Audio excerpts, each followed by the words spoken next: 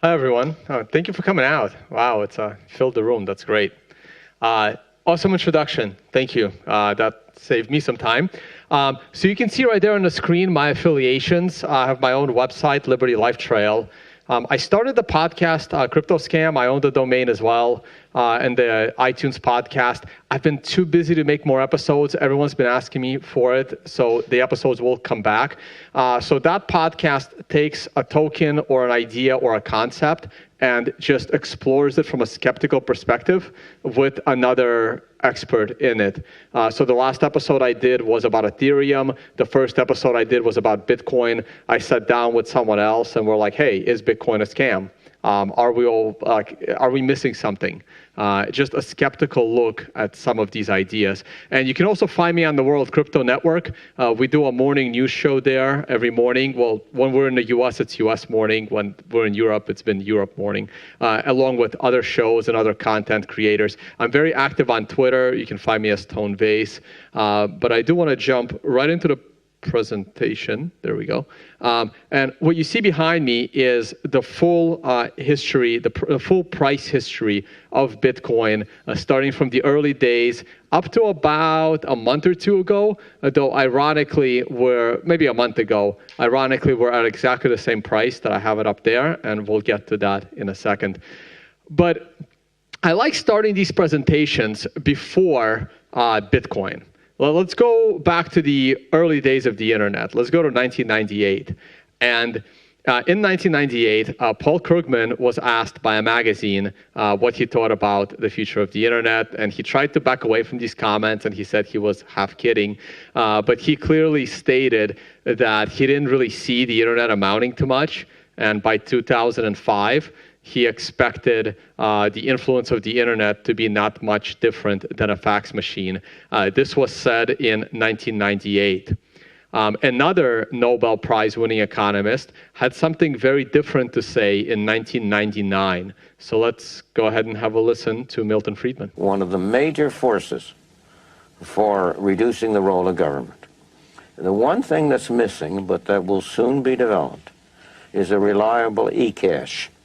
A method whereby on the internet you can transfer funds from A to B without A knowing B or B knowing A. The way in which I can take a $20 bill and hand it over to you, and there's no record of where it came from.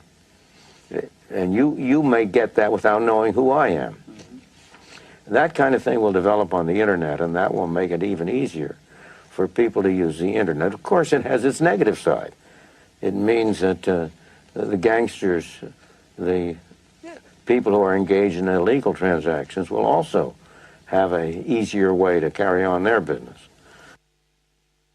All right, so that's what Milton Friedman had to say about the internet, but he viewed it as you will need the internet in order to reduce the role of government, because he felt that without the cash component on the internet, it was never going to achieve its full potential. Milton Friedman passed away in 2006, and Satoshi mined the first Genesis block in January of 2009 after publishing the white paper in 2008. And that's really the difference. And when Bitcoin first came into existence, you can see it right there, we're already in 2010, and it's still worth about 10 cents. It was just a hobby. It was an interesting project. Some hackers were using it to just send to each other. A lot of Bitcoins were lost that way. And then towards the end of 2010, Bitcoin gained some notoriety as it started to rise towards 50 cents and above. So what happened at the end of 2010? And later today, I believe you will be hearing from Amir Taki. And in December of 2010, when WikiLeaks was removed from being able to fund itself with donations from MasterCard, Visa, PayPal, they almost had to shut down their servers because they had no more donation money. Amir Taki suggested that they should use Bitcoin. He just said, bring it on, let them use Bitcoin. And Satoshi replied saying, no, let's not bring it on. It's too early, the technology is still very young, and we may not want this kind of attention. So WikiLeaks initially listened, and they did not adopt Bitcoin in 2010, and now we're moving on to 2011. In 2011, the price started to rise pretty quickly from about $1 all the way to $30. And towards the end of this monster run in Bitcoin, it was greatly helped out of my home state of New York and our Senator Chuck Schumer. If you can look really closely at that monitor in the upper left-hand corner, I know it's a little blurry, but it says Silk Road. So he apparently was informed about Silk Road, so he went on television for about a couple of minutes. I mean, this is a 34-second video. I can't play it because I wasn't able to embed this into my presentation. But you can Google for this video, and this is basically a 1-minute tutorial on what is Silk Road, how to access Silk Road. Oh, you need to use Tor. And how do you pay for all these drugs to get delivered in the mail? Well, you have to use Bitcoin. So it was a better tutorial than I could probably do in 60 seconds on the usefulness of Bitcoin. And it greatly helped fuel this bubble up to $30 up there in the upper left-hand corner. And that's still today the biggest bubble Bitcoin ever had. It made it all the way up to 30, and then it crashed down to $2 for a 98% price correction. On the very back end of that, right after the $30 peak, that's when WikiLeaks also started accepting it for donations. Things were generally quiet in 2012. Oops, jumped ahead a little bit. Things were generally quiet in 2012, other than China.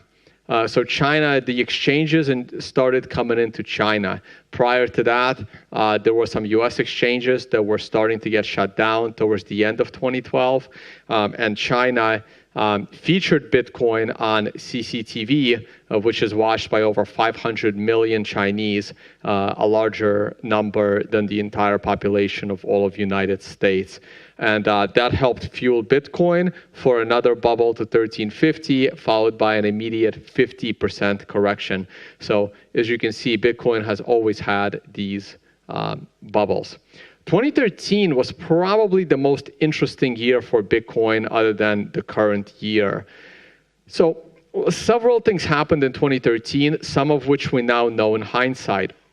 So in hindsight, we know that in early 2013, Mt. Gox, the biggest exchange, activated WillyBot, which had fake trading that supposedly drove the price of Bitcoin higher.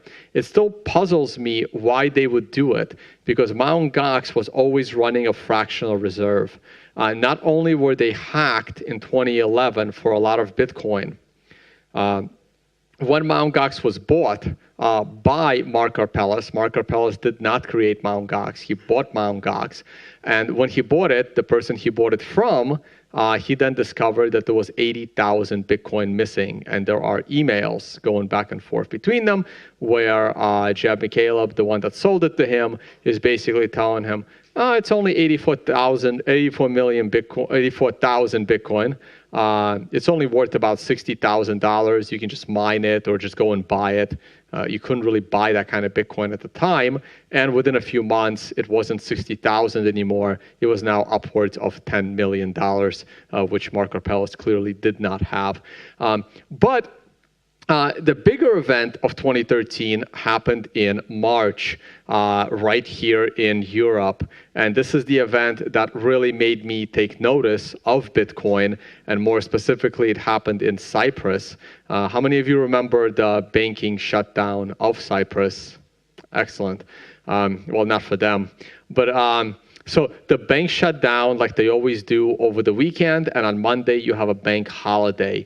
The initial articles said that they were going to tax or confiscate about, 5%? 6.75% from everyone, but over 100 balances over 100,000 euros were going to get taxed at 10%. The final verdict is that all money beyond $10,000, 10,000 euros in an account ended up being taxed at 47.5% rate. Now that made me take notice, being a Wall Street analyst. I'm like, whoa, I mean, this can happen here. This can happen in any first world country. How can you protect something of value that you own? And then that's when I started looking at Bitcoin more seriously. I had heard about Bitcoin because of the WikiLeaks situation back in 2011 and the debates over WikiLeaks, because I was a supporter of WikiLeaks at the time. The Silk Road case never interested me personally. Sometimes I wish I did some drugs. Maybe I would have gotten into Bitcoin way early. Could be a lot richer today. But that wasn't my path.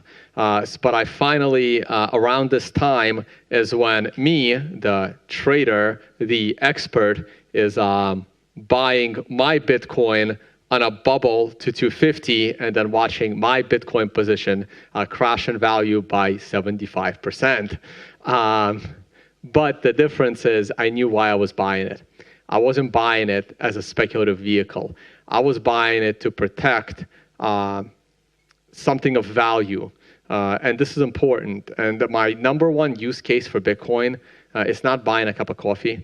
My number one use case for Bitcoin is, for the first time in human history, you can own something of value that is unconfiscatable. If you properly protect your private key, and you're the only one that knows your private key, and you memorize that private key, no one knows you have something of value, and therefore they cannot confiscate it. They can't find it with a metal detector. There's really not nothing anybody can do. My second most important property is that it's censorship resistant, in that you can send a Bitcoin to anyone in the world, not instantly, but fast enough, not anonymously, but anonymously enough if you take some precautions. It's not perfect, but it's so much better than anything else we have for those two purposes, and those two will always be my priorities. So after it falls from the bubble to 250, and I remember talking to some of the PhDs and some of the other very smart people I work with, and I'm worrying that, hey, that's Europe. I mean, that can happen here. And they're all laughing at me no, that can't happen here. That's just Cyprus. That can never happen in America. That they can never shut down the banks and then take away half your money. But I clearly think that's still very likely to happen. So we go through the rest of 2013, not very eventful. People still, a lot of people bought on that bubble, sitting on losses.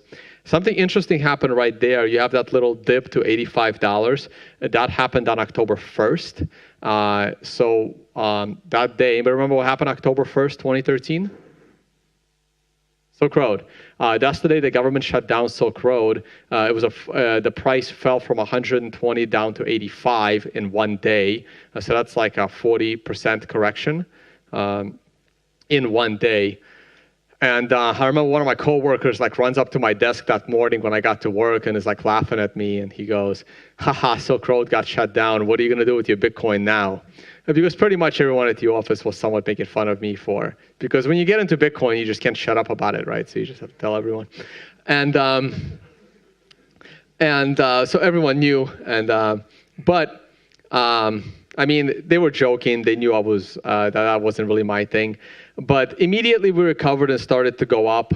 Now that way up, I don't have a picture of it, but it was greatly helped by the Senate hearings in the U.S., in that the U.S. Congress seemed to be looking at Bitcoin kind of open-minded.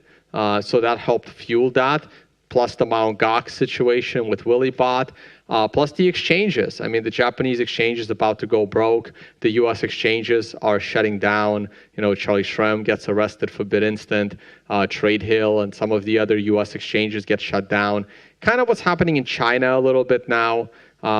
China might shut down Bitcoin exchanges. It might not. No one really knows. But U.S. has gone through that, and Bitcoin did just fine. And but yeah, China is starting to take over all the volume. So going up is easy. What happens on the way down? Oops, skipped one slide. Skipped a couple of slides, actually. There we go. So what happens on the way down? And everyone thought Bitcoin would go up forever, and the moment everyone thinks it's going to go up forever, you have a bubble. Okay? So bubbles pop in a very predictable manner every time. The question is, after the first new paradigm top and you go to return to normal, you don't know if you're going to have to keep going up. So bubbles are always obvious in hindsight. They're not very obvious when they're happening. And anyone who thought that the dot-com bubble was a bubble in 1999 could have made 20, 30% on the entire stock market in 1 year from 1999 to 2000, okay? So they're very hard to predict in real time, but this is the typical bubble chart, and if I ask people, you know, hey, where is Bitcoin on this chart? And I've been asking that question with this presentation for 2 years. This might actually be one of the last times I'm doing this presentation. I'm gonna switch it up.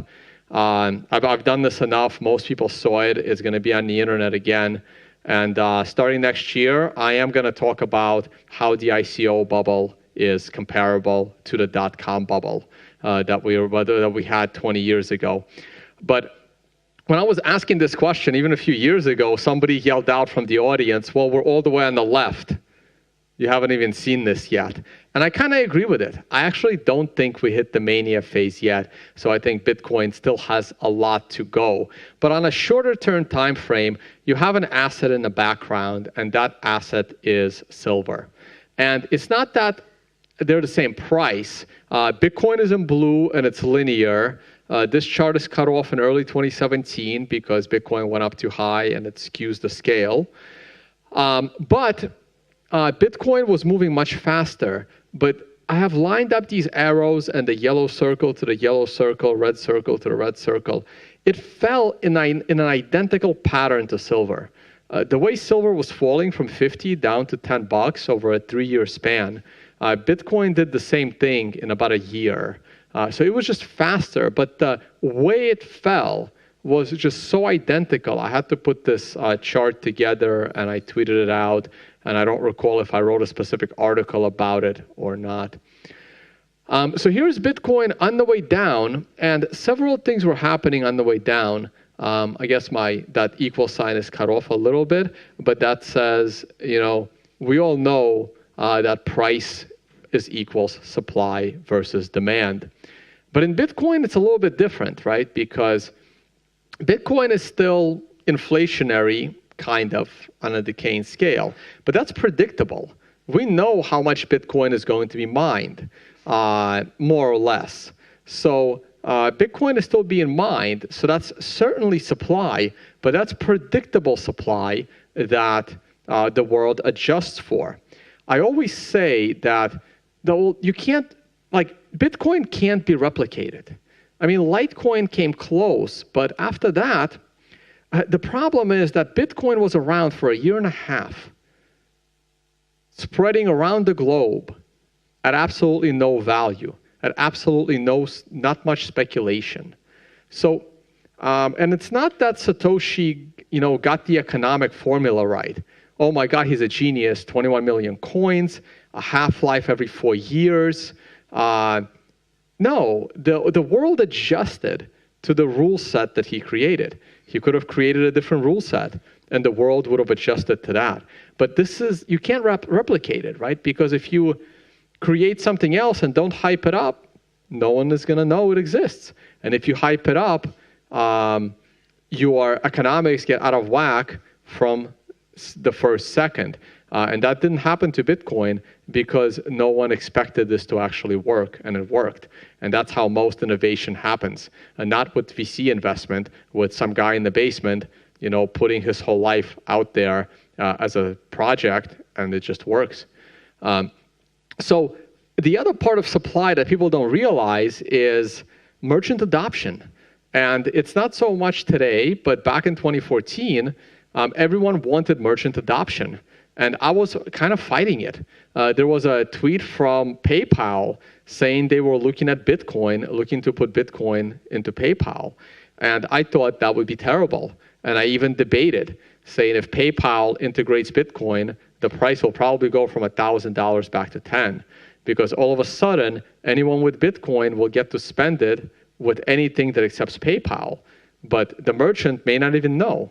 PayPal immediately sells the Bitcoin on the open market as market orders, creating supply pressure. You need new Bitcoiners on the other side picking up that Bitcoin for utility.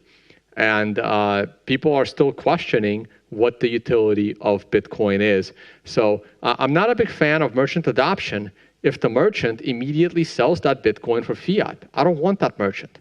If a merchant, the only way I praise a merchant for accepting Bitcoin is if they hold a decent portion of that Bitcoin in Bitcoin. They try to pay their employees, maybe pay some bonuses, try to get their suppliers to accept it. You have to move Bitcoin through the supply chain. You have to create this circular economy notion. Otherwise, you're just creating more supply and somewhat dropping the price of Bitcoin. No, we'll skip that part. Let's talk about demand, okay? Let's talk about demand. So demand is an interesting case. This was an article originally published in Cointelegraph from a group chat a bunch of us were in. And I just decided to list my reasons for why would someone use Bitcoin. And it got turned into an article. I rewrote the article on Liberty Life Trail with more detail. And here's a list. I think everyone can see it. You guys can read it. And I wanted to talk about the use cases. Look, we have plenty of ways to pay for our daily life, to pay for our cups of coffee. Cash still works, credit cards, debit cards. Though I am very frustrated with debit cards here in Europe. Your chip and PIN system is not ideal because in the US, there's no PIN. So when I stick my US credit card into a machine to buy a train ticket, it's telling me enter a PIN. And I'm screaming at the machine, but I don't have a PIN. And this is insane. We're in 2013, and the two countries can't get this right. So every time I see it, as frustrating as it is for me, and I'm missing my train, I'm very happy that my money is in Bitcoin. Because this is the kind of frustration that makes people look for alternatives. So my reasons, basically, things that I've already talked about. Governments like to control what you spend your money on. And I believe that money laundering laws are just immoral. People should be allowed to use money in any way they see fit. I think that as those of you that sat here during the ICO debate, I guess, I want people that are soliciting money from strangers, I want those people to be fully verified. I want those projects to be fully checked. I want those projects to be somehow approved with people holding them accountable. But once the project is approved, then anyone should be able to invest in that project, and the identity of that investor should be kept private and not public. So we start with contributing to donations to organizations like WikiLeaks. Then we go to purchasing items that some jurisdictions and some governments don't like. Like governments like to have laws on voluntary transactions, and I'm not a fan of that, right? So everything on that list are, in my opinion, voluntary transactions. And they change based on your jurisdiction. Look, if you're living in an area, even like the United States where I'm from, where drugs are illegal, Bitcoin is a use case to perhaps buy them from the safety of your own living room and not have to go into the street and have, quality checks, right? I mean, there's a rating system on the quality and there's a rating system on the seller. If you're in a different jurisdiction, like Amsterdam or Portugal, where drugs are legal, Bitcoin is not really that much of a use case, right? Because you can use your local currency. So all of these things are debatable, whether it's illegal or illegal based on where you are in the world. Same thing with gambling and same thing with services. As you travel through Europe, there's red light districts everywhere. US doesn't really have those, maybe Vegas. And then we get into the last two, 6 and 7, which are important, right? Like hiding assets from the government, mostly talks about tax evasion. And again, it depends on where you are. Lots of people move to other jurisdictions. I'm a US citizen. I'm a New York resident. I pay a lot of taxes as a New York resident. Well, I used to when I had a job. Now I'm just a guy speaking at events. But in New York, you pay the federal tax, state tax, city tax. But all I have to do is move to Puerto Rico, become a Puerto Rican resident, live on an island, and I pay zero taxes, right? So again, Bitcoin is no longer a use case if you're in certain jurisdictions. The last one, however, is the most important one in my opinion, and that's the one I'm going to focus on for the remainder of this presentation, and that is transferring value cross borders. In times of stress, a person would take their value and leave. They would take what's valuable to them and they would leave. And in the past, gold has filled this role very nicely. Not so much today, and we will talk about why. So, again, another notion for Bitcoin, Bitcoin is great for the unbanked, Bitcoin is great as remittance. Those use cases were never all that useful to me, and I'll explain why. Additional use cases, of course, CryptoLocker, where your computer gets, encrypted.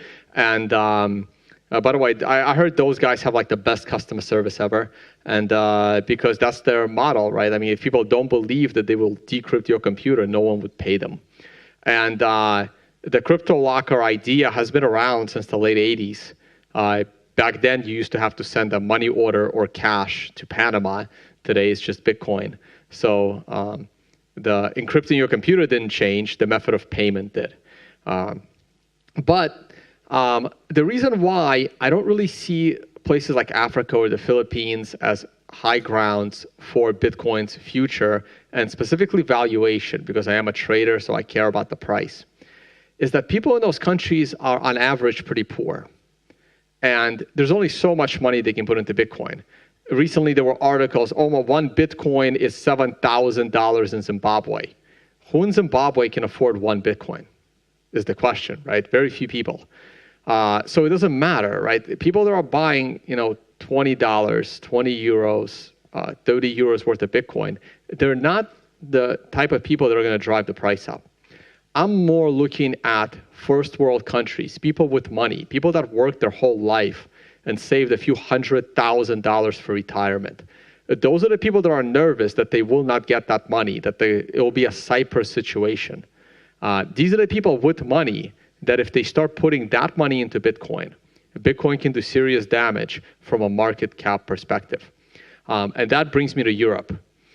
Cyprus was just the beginning. And the first time I ever did this presentation was in February. It was in Mexico, February 2015. And in that presentation, I think there was a video floating around the web somewhere. I specifically talked about the Greek banks shutting down. And I was right about 4 months later. And that was another awakening of what's going to happen in these first world countries that are turning a little more socialist than they should. With controls on money. But ever since then, I've been waiting for the Italian banks to do what the Greek banks did. And I did this presentation in Italy just last week, and the audience there has been surprised for years that the Italian banks has also not done what the Greek banks have done. So it's imminent. It's imminent. And if it's not Italy, it's going to be Spain and Portugal, and even France. Germany's been bailing out a lot of them, and we'll see what happens. A lot of Germans are getting tired of bailing out the rest of Europe. People in Italy are retiring at 40 years old. I don't think anyone in Germany retires at 40 years old. And I think the common currency of the euro has lots of problems. I learned some of this from Martin Armstrong. I'll reference one of his slides later on. And he talked about it really well, that what made the US dollar succeed when all the states merged was the common language and a common culture. And Europe doesn't have that. The other part that helped the dollar succeed was they unified the debt, which is another thing that Europe hasn't done. And this is why I think the euro is going to have big problems. And if the euro common currency breaks up, there's going to be a lot of people with a lot of value that they would need to somehow save from devaluation, from confiscation, like what happened in Cyprus, the Greek banking shutdown. And people will just move. They'll move to somewhere else where it's better. And when you move, you got to take what's valuable to you, and you got to take it with you. And some of the reasons why people move jurisdictions, I already mentioned, the tax situation. So I was a big fan of Airbnb when I had time to plan my trips ahead of time. A little harder now. But another reason I was a big fan of Airbnb was because it was significantly cheaper and a better experience than hotels. I was using Airbnb almost from the very beginning. I really liked it. And then one day in 2015, I'm booking a room, and I'm like, this feels expensive. And of course, they don't show you all the taxes. You have to click on it, and then they display. And I was like thinking to myself, oh my God, what is this? I've never seen taxes before on Airbnb. And there they are. And that added about 20 to 30% to the bill. I still never understood the concept of a value-added tax. I don't understand what value is being added to the thing that you're buying with an additional 30% that goes to the government. But all these taxes showed up on Airbnb. And one more thing happened when I went to Airbnb. They made me check a new terms and conditions. I was about to say read, but anyone here reads the terms and conditions to some of these documents? One person. You have time to come here? So this is 2 years ago now, and God knows how long it is now. But when I opened that terms and conditions, I saw the scroll bar was really, really small. And I'm like, all right, let me see this. So I have a Windows machine, I know.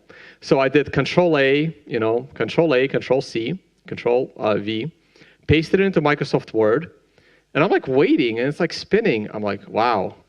And it came back with 33,000 words and 55 pages on a Word document. Airbnb terms and conditions. It's probably doubled up by now.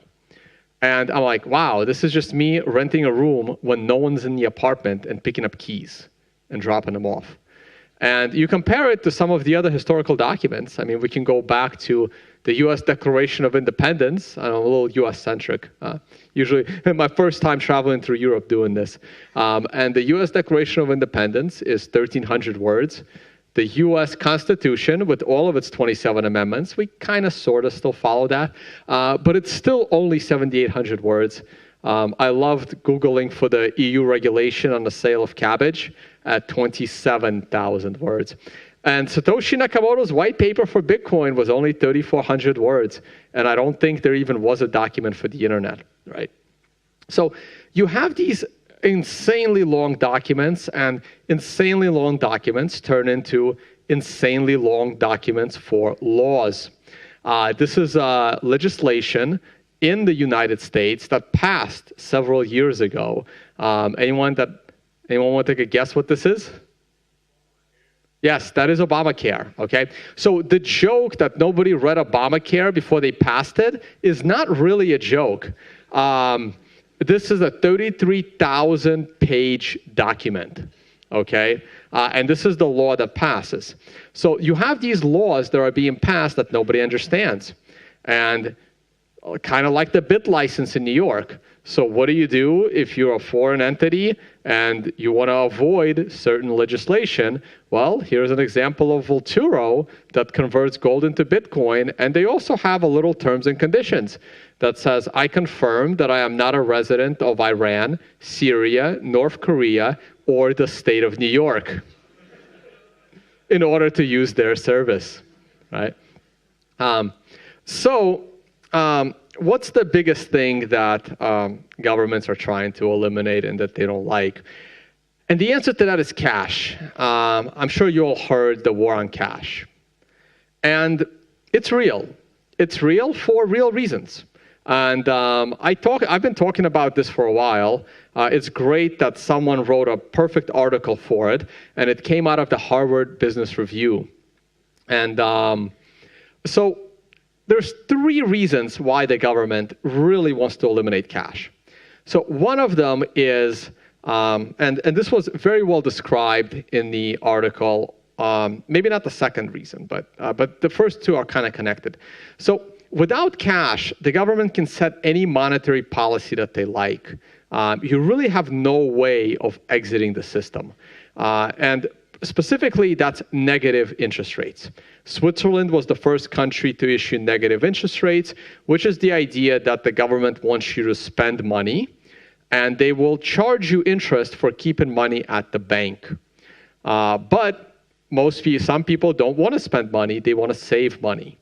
And for them, what's the option? Well, you take the cash out. If the bank is going to use your money in any way they like, and they're going to charge you for it, you might as well hold the money in a safe. So with that, if there is no cash, then there's no way to exit the system. Another reason governments want to eliminate cash is because it eliminates the run on the bank and the visual aspect of a run on the bank. When the Greek banks got shut down, what you had was long queues, people lining up to withdraw their allowable 20 euros from the ATM machine. If there's no cash, there's no lines, there's no pictures. All those pictures go to the museum. The pictures from the Great Depression and the pictures from Greece in 2015 are identical, just color. One's in color, one's in black and white. But other than that, it's the same. You can't have a run on a bank. You're not going to have massive people running to the bank withdraw money if there's no money to withdraw. But the biggest reason why is because they all think we're evading our taxes. The reason why we don't have, the perfect world, the perfect peace on earth and utopia is because the government just needs more time and more money. They need your money to get it done. And since we're all tax evaders, they don't have enough money to get it done. Though sometimes it's borderline true. In this study, they took a look at India, and they determined that India loses 30 to 44% of GDP due to its cash economy and tax avoidance. Now, some people say that, well, you have to be patriotic, you have to pay your taxes. What I say is, well, you should pay the minimum amount of taxes you can legally get away with without getting into trouble. This is why you pay some accountants a lot of money, because I always think that, people that were smart enough to earn a lot of money, honestly, based on the previous discussion that took place here, these people know what to do with that money way better than the government does. And of course, I also don't like to support war and stuff like that.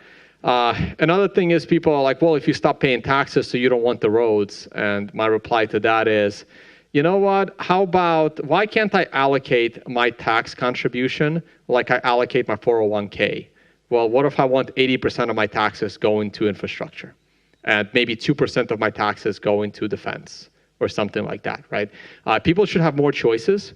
And maybe Bitcoin will provide that kind of transparency. Maybe I'll get to that in a second. So, right, I don't like to support lots of initiatives by governments, but there are some functions that they do well, and those functions do need to be funded, but a lot more transparency is definitely needed. They also did a graphic. They analyzed how much it costs the government of some countries to keep and maintain a cash economy. And as you can see, Mexico, most of the countries on the euro, and India and China, it's very expensive to keep cash going. Yellow is neutral and blue is cheap. So that means that stocking ATMs, checking for counterfeit, printing the money, all that stuff is costing the government's money. And they did a graphic. So the countries all the way on the upper right-hand corner, the Germany, Belgium, and France, these countries would benefit greatly by the elimination of cash. And they're most technologically ready to currently eliminate that cash. You will see that like Sweden, Finland, and the UK are more technologically ready to get rid of the cash, but maintaining a cash system in those countries isn't as expensive, so they shouldn't be in such a huge rush. India is all the way on the bottom right-hand corner and all the way on the right. So India would benefit the most by eliminating cash. The problem is they're not very technologically ready to do so. I mean, Kenya, Philippines, Egypt, and Nigeria is less technologically ready, but India has tried. They had that whole incident where they canceled currency and created other bills. And laws on cash are becoming stricter and stricter. This is an article out of France where now if you're a European looking to buy anything over 1,000 euros worth, you now have to identify yourself and prove where the euros came from. Here's an example out of the US, one state. I'm actually having problems finding this law that passed. It says, a second-hand dealer shall not enter into any cash transactions in payment for the purchase of junk or used or second-hand property. So that means if you have a bicycle and you want to sell it for 20 euros or $20 in the US, you can't accept a $20 bill. You have to accept a check or somehow get a credit card reader. So again, all these laws on money coming in, and governments know that, well, if people can't use money, they'll just hide the money in valuable objects. So here's an example from Germany where they're passing a law or passed a law that says, the law, I'm reading the bottom part, the law is applied retroactively, nope, not that part, let's do that part. The amendment not only aims to combating illicit traffic of cultural objects in Germany, but at limiting ways of funding of terror organizations that are more and more financed by illegal excavations at archaeological sites, as well as illicit trades in cultural materials. Like, how many of you here really believe that terrorist organizations are funding themselves with archaeologists and becoming traders in, valuable objects? This is obviously ridiculous. This is a way to identify anyone with something of value. So if you have a valuable painting on your wall, they want to know about it because they want to know what you have of value. They can also tax you on it. Real estate is a very good thing for governments to tax because you can't pick up your house and leave. You can't just pick up your house and leave, so it's a good thing to tax because it's there. So if you have a painting on your wall, they can start taxing you 5% of the value of that painting every year, or you can sell it and it's somebody else's burden. And anything over 100 euros is supposed to be identified.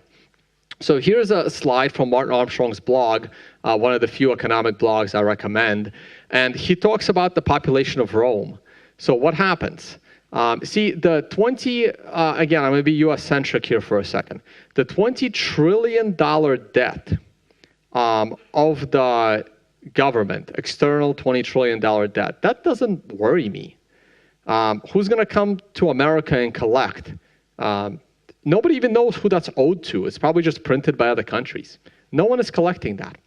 But the 120 trillion that the U.S. government owes to its government employees or those connected to governments for government contracts, that's a problem. If that check bounces, this is how your society kind of collapses from within. I always say if a government check bounces, I'd rather be in Vietnam with the Vietnamese government check bouncing because no one in that country is really dependent on the government, even though it's a socialist communist country. Meanwhile, in America, that's a capitalist country. If that check bounces, the cops and the firemen and the teachers, they're all going to be on the street, and it's not going to be pretty. So what happens? Well, people just move. Okay, and it happened in Rome as well. They had a huge public sector, the soldiers, and they kept promising them pensions and health care and all this other stuff. And eventually they kept devaluing the currency. And then, the army came back, wanted to take back what's theirs, stop protecting the city, and it all fell apart. And you can see that the bubble chart applies. It crashes, and then it comes back, and it's like, hey, everything is back to normal, and then it crashes again.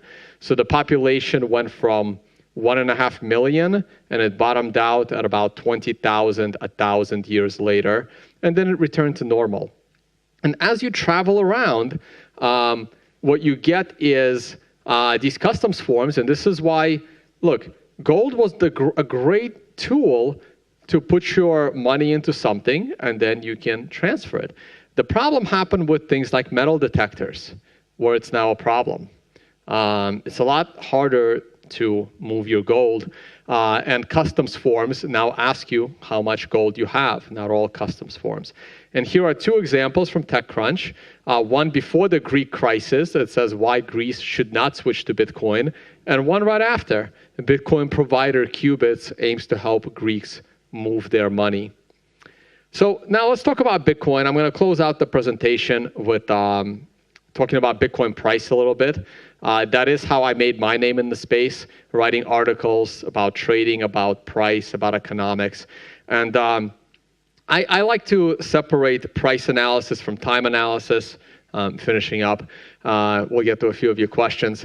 And I did a quick time analysis. This has already passed. In 2014, I wrote this article saying that time analysis is telling me Bitcoin will have two really key dates. One of them in the middle of June 2015. That happened to correspond to the Greek banking shutdown, and I believe turned the price of Bitcoin. And the other one, I wrote in that article from 2014, something big is going to happen on August 14th, 2017. I know you don't see the August 14th, but I followed up with other articles.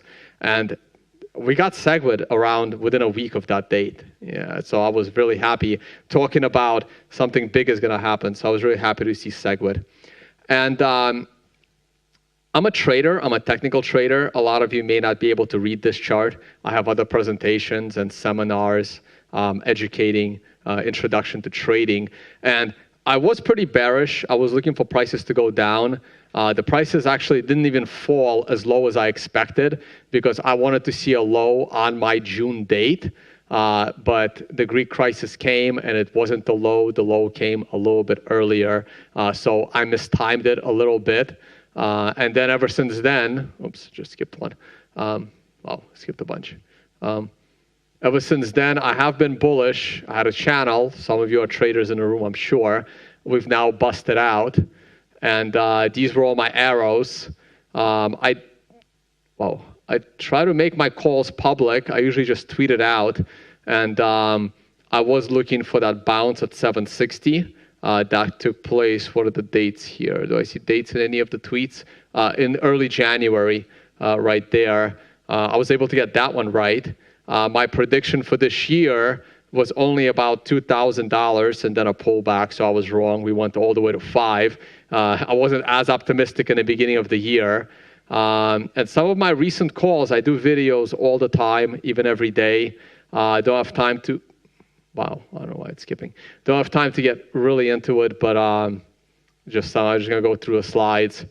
Some of my calls that were public on Twitter in this presentation. I called the bottom at 1,800 fairly well, and that went up. And the most recent one on a fall from 3,000, from 5,000 as we were falling, I tweeted out saying that you have a perfect buy zone between 29.50 and 3,000, and Max Kaiser replied, "Thank you, my limit order got filled at 29.90, and now I think we're going to new highs." I'm looking for 6,000 to 7,000 in November, followed by a deeper correction, maybe back to about 5,000.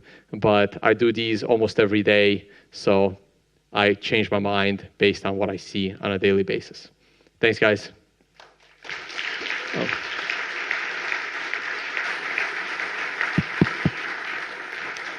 So thank you very much, Tone. While I'm leaving, I will start questions because we don't have to wait. I liked very much your historical review with a lot of geopolitical facts and the fact that you liked Bitcoin for the same reasons. I think it's important. So it's decentralization, is the first digital property that can be stolen from you, and it's unseizable and uncensorable. Having said that, where do you see the final price or market capitalization when all things settle after 5 or 20 years? Do you think Bitcoin is going to take over the world, and what percentage of money, global money supply it will take? So I do think Bitcoin has a bright future, but it's still very, very speculative. What gives me confidence in Bitcoin is the current decentralized core developer team. A couple of companies involved, Blockstream, Chainco Labs. So I support Bitcoin as long as I trust in the core developers programming the underlying Bitcoin code. So as long as that part remains as is, I'm very confident that Bitcoin will remain stable. The most important thing to a currency or a technology is confidence. If our internet was going down like every other day, no one would be using it, right? And same thing with currency. The reason why the US dollar is so valuable around the world is because it's most trusted. Other governments are less responsible with their central banks and with their laws on money. So as Bitcoin continues its stability in the protocol, as these forks continue to be, ignored, Bitcoin will gain more and more confidence, and with confidence comes more and more investment. But if there's too much investment and the price of Bitcoin goes up too high, you do get this bubble, and then you get this crash, and then people get discouraged. So you want Bitcoin to go up, but you don't want Bitcoin to go up too fast. I really don't. Like, as much as it would be awesome for my personal financial gains to see Bitcoin at $20,000 each next year, it's not what I want to see. And I actually don't think it's going to happen that way. I am thinking about what's going to happen with the ICO bubble. The ICO bubble is coming. The altcoin bubble is coming. And when it pops, will that value go into Bitcoin and drive the Bitcoin bubble? Or will that value crash Bitcoin along with it? And it's too early to say. I do think that once one Bitcoin is over $10,000 consistently, it creates an awesome environment where we can start talking about Bitcoin in bits instead of Bitcoin. People have a problem thinking more than two numbers to the right of the decimal point. With one Bitcoin being over $10,000, one bit is 1 penny. And now it starts to be something people are used to. And if a Bitcoin is if tens of thousands of dollars, small transactions have no longer much volatility. So with the rise of the price of Bitcoin, things will become more stable and more easy to use. And do you have some, the price on the horizon where it can get like $100,000, $1 million per Bitcoin? Again, it can. It just has to get there in a somewhat reasonable manner. When things go up too fast, they fall harder than they should. Yes? Well, you probably started the idea with the bits.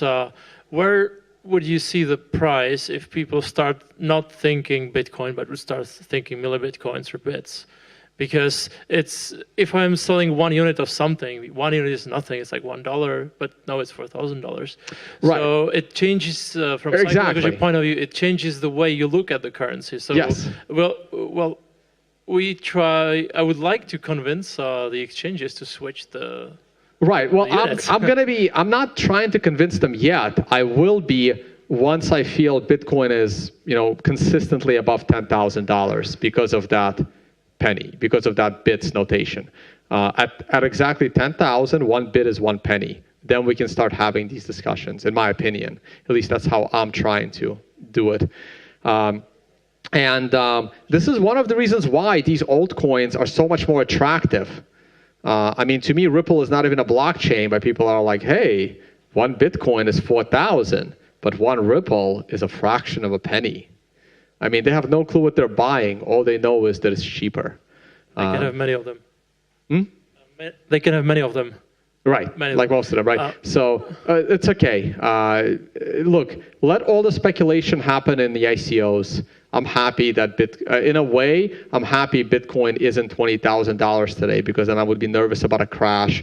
And then, see, I speak at like a lot of these, like even in Mexico, like the Anarchapulco conference, and all of these gloom and doomers, and everyone's selling newsletters. They're telling you to buy gold, and the stock market is going to crash. The stock market is going to crash. The greatest investment of the last 100 years has been the stock market. People have been waiting for the stock market to crash, and their kids have already passed away of old age.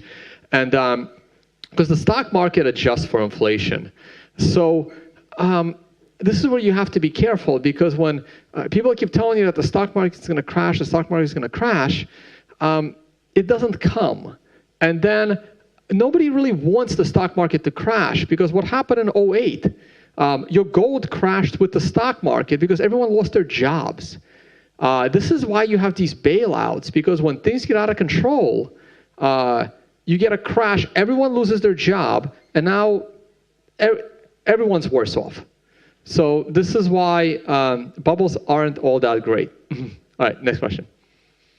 So I want to ask, what's your take on the centralization of Bitcoin? I mean, from the point of mining, from the point of developers, it can get more centralized in the future, and also in the point of a couple of addresses owning like a majority of Bitcoin.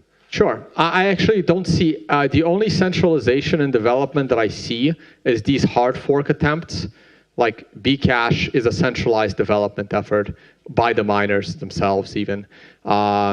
This new one that may or may not come in November is a complete centralization effort. And they're centralized efforts by incompetent developers, because if they were competent, they would still be programming for core, even anonymously. So Bitcoin development is actually pretty decentralized, and I believe is getting more decentralized. As far as mining goes, it doesn't bother me either, because look, we don't know if what's going to happen with mining. I mean, China is already cracking down on a lot of things. They can crack down on mining. There's mining in China because electricity is cheap and the manufacturing is cheap. That's not always going to stay that way. And people are mining around the world. I mean, I'm mining at my place for mostly, I mean, I'm not profitable, just to help decentralize the network. And I think more and more people will do it. My hope to really help decentralizing mining, look, we're all used to paying for things we don't use. I mean, I've been traveling for 2 months. You know, I still have like internet bills at home. I'm not using them. God knows the last time I went to a gym, you know, you're still paying for a gym membership. That's what I see happening. Like, my best example is this. Suppose a company like Netflix wanted to enter a market they couldn't enter before, like Africa, because of rampant credit card fraud. It's really hard for Netflix to do that. But they can pop up a Bitcoin QR code on the screen, and people can pay for a movie, people can pay for a show. If you have these big companies that are now making millions and millions of dollars by utilizing Bitcoin, it would be to their advantage by spending a percentage of that money on a mining farm just to help decentralize the network, to make sure that their revenue stays where it is thanks to a decentralized currency. Next. I have a question about the use cases that you had. You had 7 use cases, and I'm wondering if Bitcoin is a use case for a country like Venezuela, for example, where they have high inflation. I mean, Bitcoin has high volatility, but on the other hand, it may make sense for people to use Bitcoins. And the second use case I see is if people use portfolio theory to have something that doesn't correlate with other things, and then it makes sense to have like a share of your portfolio in Bitcoins and hold it there. Sure, right. Well, Venezuela has a beautiful case for Bitcoin. People are using Bitcoin to buy food from Amazon, and it gets shipped from Miami, right? So because, I mean, that's the thing, right? That's buying things the government doesn't want you to buy. And in Venezuela, there's even limits on how much food you can buy. But with Bitcoin, you have no limit on how much food you can buy.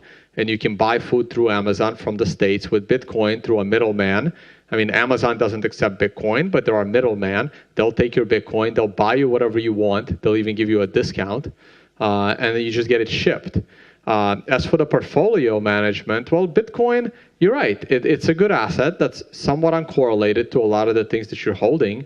But that's more of an investment, right? That's not really a use case. That's more of a speculative investment, but it does help to decentralize your portfolio in a way.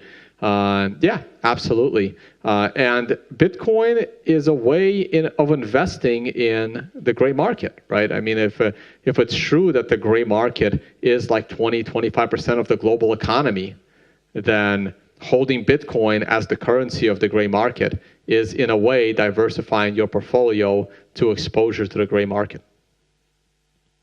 So next question, please think about your question carefully because we have 5 minutes left. You said in one of your videos that if Bitcoin forks, it will lose its property as a store of value. And clearly that has already happened. So did you change your mind on that? Or? Well, if I said it that way, I was clearly incorrect. It's not that it forks. Is if another alternative to Bitcoin becomes a better Bitcoin, then there is no store of value in cryptocurrencies, right? Because right now, a lot of us are holding all of our value in Bitcoin. And it's not like it's not like switching browsers from Mozilla to Chrome.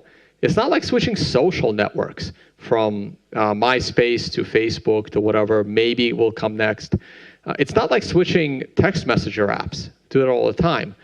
But when you have all of your valuables in Bitcoin, and most people do, and something else becomes better than Bitcoin, why on earth would you trust it as a store of value? Because you know another one can overtake it, right? So I believe that the crypto space only has one chance to get the store of value property correct, and that's Bitcoin. Because I know I will never trust any other crypto. If Bitcoin fails, sure, whatever comes along, maybe it's Litecoin, maybe it's whatever, right? Whatever is the next best thing, I'll gladly use it as a transactional currency, but I will never use it as a store of value.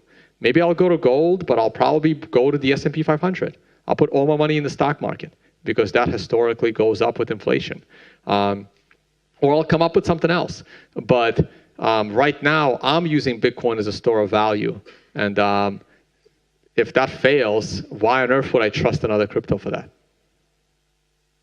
So you are clearly a Bitcoin maximalist, right? Sure. Okay, but still Bitcoin has some use cases, but there may be another cryptocurrency with different use cases because it works differently. Let's say it may be inflationary or it can have some other properties. So don't you think at least a couple of cryptocurrencies can work together in a global scale? I don't think so. I mean, there is some long-term use cases. Well, let's say Bitcoin is only divisible by 100 million. What happens when one Satoshi needs to be divisible? We have a bit of a technological problem doing that. But on a Lightning channel, you could subdivide one Satoshi. Also, if any of these altcoins have a feature that is useful, Bitcoin will incorporate that feature because otherwise they would just give up market share. But you also have to remember the smartest people are programming for Bitcoin. They're not programming for these altcoins.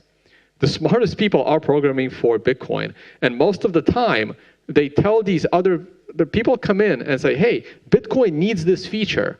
And like a group of smart developers, data scientists look at it and they say, no, this is a bad idea. Here, this, and this. And the person says, no, you're wrong. I'm going to go and start Zcash. No, you're wrong. I'm going to go and start something else. The same thing happened in the beginning. The Satoshi quote, if you don't get it, I no longer have the time to explain it to you. That famous quote was to a guy who created proof of stake. Like you have these situations where you think it's better. That's because like somebody smarter told you it's not better, and you went out and tried to convince the world that it was. And they're all going to end up failing, in my opinion. And they're all competing for the same electricity. Keep that in mind, right? To me, the only thing, if it's not proof of work, it's not a blockchain. Call it whatever you want, but it's not a blockchain. It has to be proof of work. And all the proof of work blockchains are still competing for investment in hardware and the electricity cost. And most of the people mining these altcoins are only mining them to get their hands on Bitcoin. So this is it's not that I'm a Bitcoin maximalist and I don't like anything else. It's just that I haven't seen anything else worth paying attention to, and that's why I'm a Bitcoin maximalist. So because we have no other question, I will give you the last one, and it will be about near future of Bitcoin. What do you think about 2x? How the scenario will play out? Will we split? And what it will do to the price? I believe that the 2x hard fork will probably happen, only because there are either one developer or two developers, can't be that much more than them. They've spent a bunch of time pushing it and looking for it, and they're going to want to do it. Kind of like the military. If the military is developing a bunch of weapons, they don't really want them to sit there and rust. Sooner or later, they're going to want to use them. So I do think the 2x hard fork will happen. I think it would be even less relevant than the previous hard fork, and more companies will ignore it because it doesn't make sense. There's nobody there. There's nobody there that knows what they're doing as far as programming it. Right now, all the rules of open source development are being thrown out the window to program this 2x hard fork code. And the real developers, the core developers, now have to waste their valuable time in, building, the next core client that ignores those other nodes instead of working on something like fungibility, like Lightning. Like all of these people that are hard forking keep accusing the core developers that they're too slow, Bitcoin isn't innovating, and all that stuff. But that's because half their time is spent fighting those people instead of working, which is unfortunate. So I am completely against these hard fork efforts, but I'm looking forward to this next hard fork because I think the Bcash and the 2x hard fork, they're just going to fight each other for hash rate, and they'll leave us alone. So that's I think they'll fight each other more than they'll bother Bitcoin. So I'm okay with it. So thank you very much, Tone, for your presentation. Thank you.